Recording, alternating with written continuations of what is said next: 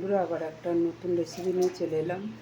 তো রেসিপিটা করা আছে, তো তবু আবার এলাম। দেখো, তেল গরম হয়েছে, তেজপাতা দিয়ে দিলাম, আর দেখো পেঁয়াজ।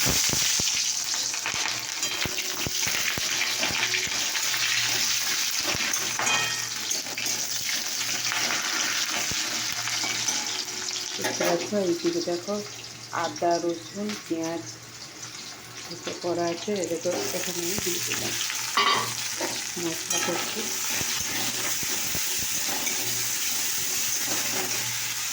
দেখো বাটি ধোয়া জলটা আমি দিয়ে দিই।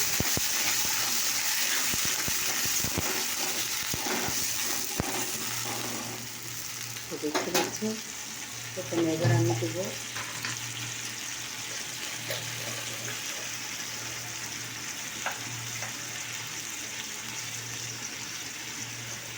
পরিমাণ মতো হলুদ,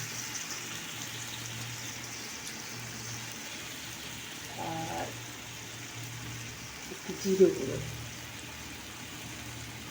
লঙ্কার গুঁড়ো, আর নুন।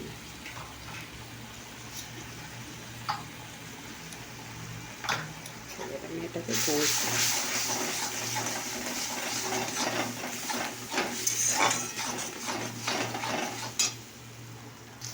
এটাকে কষা হয়ে গেছে, এবার আমি ইঁচড় সেদ্ধ, ইঁচড় আলু সেদ্ধটা দিয়ে দিলাম। তো দেখো বন্ধুরা, জল দিয়ে দিয়েছি। তো দেখো বন্ধুরা, এখানে কড়াই একটা তেল, শুকনো লঙ্কা একটা ফোড়ন দিয়েছি, দেখতে পাচ্ছ।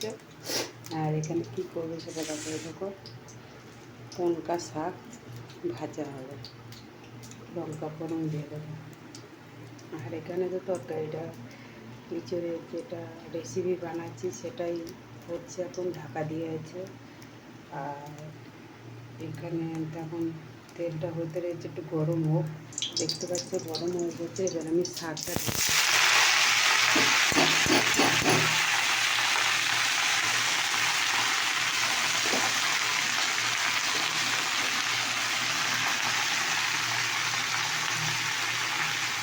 এরকম পরিমাণ মতো একটু হলুদ দেবো, আর একটু নুন দেবো, একটু মিষ্টিও দেবো। তো দেখো বন্ধুরা, আমার এই রেসিপিটা কিন্তু রেডি হয়ে গেছে। অফ করে দিলাম ভিডিওতে। আর এবারে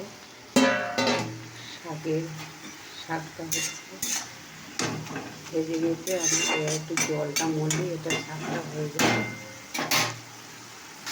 দেখো বন্ধুরা, আমার শাকটাও রেসিপিটা হয়ে গেছে। দেখো জল মরে গেছে, দেখতে পাচ্ছ। শাকটাও আমার হয়ে গেছে। তো তোমাদের রেসিপিগুলো কেমন লাগলো অবশ্যই জানিও। আর একটা কথা হলো, আজ থেকে আবার আমি ডিউটি চালু করছি। মানে আগের দিনে এই রেসিপিটা আমি করে দিচ্ছি, কালকে এই ভিডিওটা ছাড়া হবে। তাদের বলতে আমার রেসিপিটা হয়ে গেলে তোমাদের কেমন লাগলো অবশ্যই কমেন্ট করে জানিও। ইঁচড়ের আর শাকের রেসিপি। Tata, bye bye.